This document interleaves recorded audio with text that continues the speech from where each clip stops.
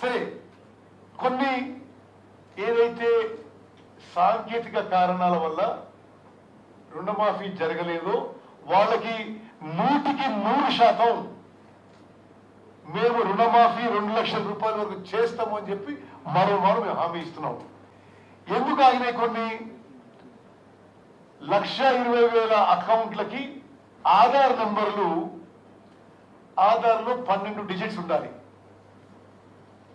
కొన్ని 11, కొన్ని 13 డిజిట్స్ ఉండగా అవి సవరించుకోవడానికి మేము ఒక ప్రక్రియ మొదలుపెట్టాం.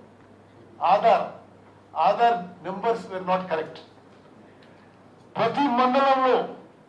ప్రతి మండలంలో మండల వ్యవసాయ అధికారికి ఆదేశాలు ఇచ్చి ఏ రైతుకైతే రుణమాఫీకి అర్హత ఉండి రాలేదో మీరు వివరాలు తీసుకొని సవరణ చేసి పోర్టల్లో అప్లోడ్ చేస్తే వెంటనే ఆ రైతుకి రుణమాఫీ చేస్తామని చెప్పి కూడా ఆదేశాలు ఇవ్వడం జరిగింది.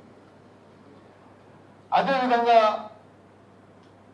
161,61,000 కేసుల్లో ఆధార్ కార్డులో లోన్ అకౌంట్ లో పేరు వేరువేరుగా ఉన్నాయి. దానికి రైతుల నుంచి కొంత క్లారిఫికేషన్ ఈ మండల అగ్రికల్చర్ ఆఫీసర్ చేయమని చెప్పడం జరిగింది. వీళ్ళకు కూడా ఆ క్లారిఫికేషన్ తీసుకుని రుణమాఫీ చేస్తాము. అదేవిధంగా 1,00,000 అకౌంట్లలో బ్యాంకు వాళ్ళు ఇచ్చిన వివరాల్లో కొన్ని ఎర్రర్స్ ఉన్నాయి. బ్యాంకు వాళ్ళకి పంపించి మీరు ఇది కరెక్ట్ చేసుకోండి, మళ్ళీ పంపించండి మాకు, ఇది కూడా మేము కరెక్ట్ చేస్తామని చెప్పడం జరిగింది. 4,83,000 మందికి రేషన్ కార్డ్ లేని వాళ్ళకి మండల అగ్రికల్చర్ ఆఫీసర్ వాళ్ళ ఇండ్లకు విజిట్ చేసి నిర్ధారించుకొని వాళ్ళకు కూడా వెంటనే రైతు రుణమాఫీ చేయబోతున్నాము.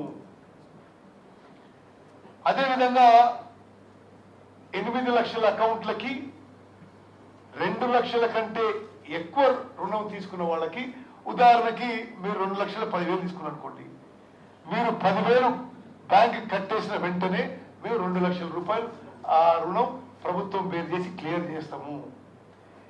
నేను వివిధ ఉదాహరణలు ఎందుకు ఇచ్చినంటే, ఎటువంటి సాంకేతిక లోపాలున్నా ఈ ప్రభుత్వం అన్ని రైతు కుటుంబాలకి, ప్రతి కుటుంబానికి 2 లక్షల చొప్పున రుణమాఫీ చేయడానికి కట్టుబడి ఉన్నాం.